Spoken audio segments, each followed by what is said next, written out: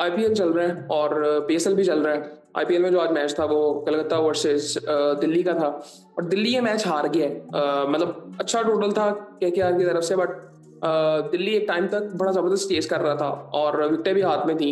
अक्षर बड़ी ज़बरदस्त बैटिंग कर रहा था और लेकिन उसके बाद कोलैप्स होता है और दिल्ली ये मैच हार जाता है। खैर उसके बारे में बात करते हैं। ये क्या आने वाले बैटिंग की, और I think it's a team inning और किसी का 50 नहीं है, बट इन्होंने 204 रन बनाए हैं। रहमानुल्लाह गुरबाज ने 26 रन बनाए, 216 का स्ट्राइक रेट था, एक छक्का 5 चौके लगाए। सुनील नारायण ने 27 रन बनाए, 2 छक्के 2 चौके लगाए, 170 का स्ट्राइक रेट इनका भी था। अजिंक्य रहाणे का 26 रन हैं 14 बॉलों में, 185 का स्ट्राइक रेट था। तो स्ट्राइक रेट देखें कितना इंपॉर्टेंट हो जाता है आजकल T20 में। और उसके बाद रघुवंशी ने 44 रन बनाए 32 बॉलों में, 2 छक्के 3 चौके लगाए, 140 का स्ट्राइक रेट इनका भी था तकरीबन।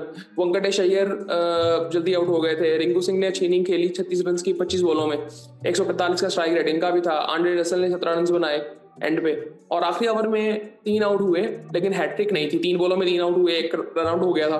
और बाकी स्टार आई थिंक हम उसको जानते हैं, वो जिस तरह से वो करता है, डेथ बॉलिंग करनी हो या स्टार्ट पे करना हो। फॉल विकेट्स की अगर इनकी बात करें तो पहली 48 पे, दूसरी 85 पे, तीसरी 91 पे, चौथी 113 पे, पांचवी 174 पे, छठी 177 पे, सातवीं 203 पे, आठवीं भी 203 पे और नौवीं भी 203 पे। सो 9 आउट इनके होते हैं।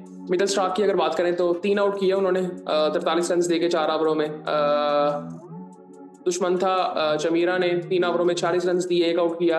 मुकेश कुमार ने 2 ओवरों में 17 रन दिए, कोई आउट नहीं किया। विपराज निगम ने 4 ओवरों में 2 आउट किए, 41 रन देके। अक्षर पटेल ने 4 ओवरों में 27 रन देके 2 आउट किए, इसने बैटिंग बड़ी अच्छी की है। कुलदीप ने 27 रन देके 3 ओवरों में कोई आउट नहीं किया। दिल्ली बैटिंग के लिए आता है। अभिषेक पुरेल जल्दी आउट हो जाता है 4 रन बना के, बट उसके बाद फैफ डुप्लेसी की एक अच्छी इनिंग आती है 65 रन की, और उन्हीं की पार्टनरशिप लगती है फिर अक्षर के साथ। करुण नैयर आज फिर 15 रन बना के आउट हो जाता है। केएल राहुल भी जल्दी आउट हो जाते हैं आज। अक्षर पटेल के साथ पार्टनरशिप लगती है। अक्षर पटेल 43 रन बनाता है 23 बॉलों में, 146 का स्ट्राइक रेट। और फैफ की अगर बात करें तो वो 65 रन बनाते हैं 45 बॉलों में, 7 चौके 2 छक्के उन्होंने लगाए। सो उस वक्त तक काफी आई थिंक, जब तक ये बैटिंग कर रहे थे काफी आई थिंक डिसेंट चल रहा था। लेकिन उसके बाद आशुतोष शर्मा, इनकी भी एक ही इनिंग आई है जब इन्होंने एक मैच जिताया था, उसके बाद आई थिंक इनका भी कोई इतना खास रहा नहीं है कंट्रीब्यूशन।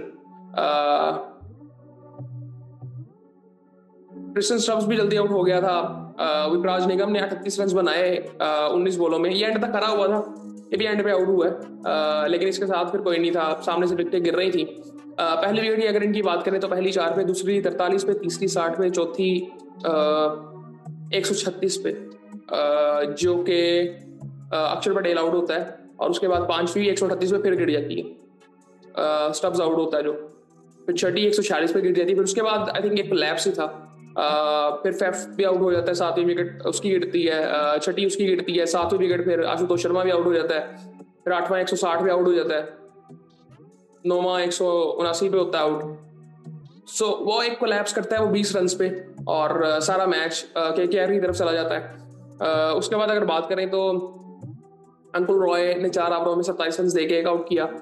विभव अरोड़ा ने 2 ओवरों में 19 रन देके 1 आउट किया। और हर्षित राणा आज महंगे साबित हुए, तकरीबन 50 रन उन्होंने दिए, एग्जैक्टली 49 रन दिए उन्होंने, कोई आउट नहीं किया 4 ओवरों में।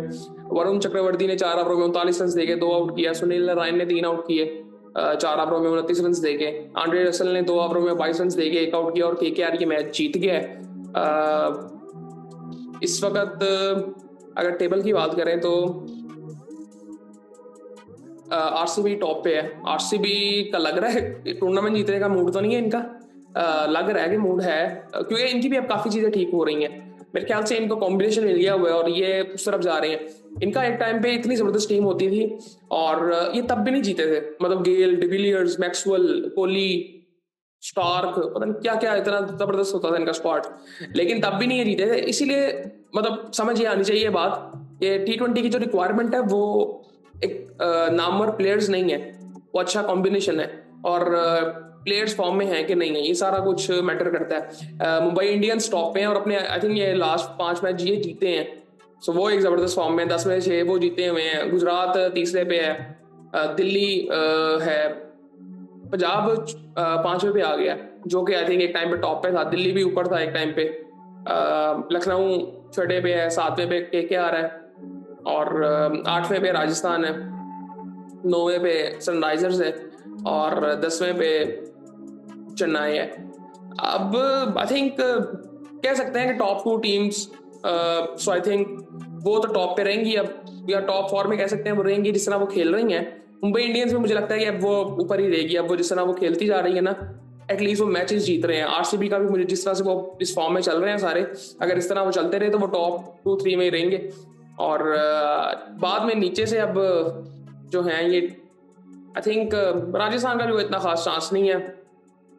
ये 6-7 टीमें जो टॉप की है ना, इनमें आपस में डिसाइड होना है कि कौन टॉप 4 में जाएगा। नीचे वाली 3 टीमें तो आई थिंक मुझे नहीं लगता कि अब वो पढ़ाएंगी। बहुत एक्स्ट्राऑर्डिनरी क्रिकेट खेलनी पड़ेगी, क्योंकि अगर इनका देखा जाए तो इनके 9-9 18 मैचेस होते हैं मेरे ख्याल से। सो अभी 8-8 मैचेस भी अगर पड़े हैं तो 8-8 अगर जीत भी जाती हैं, सो पॉइंट्स हो जाएंगे इनके, मतलब सारे सारे मैच जीतने पड़ेंगे, बट वो नजर उस तरह से आ नहीं रहा। सो बाकी देखते हैं क्या होता है इसमें। बाकी फिर आपसे बात होती है।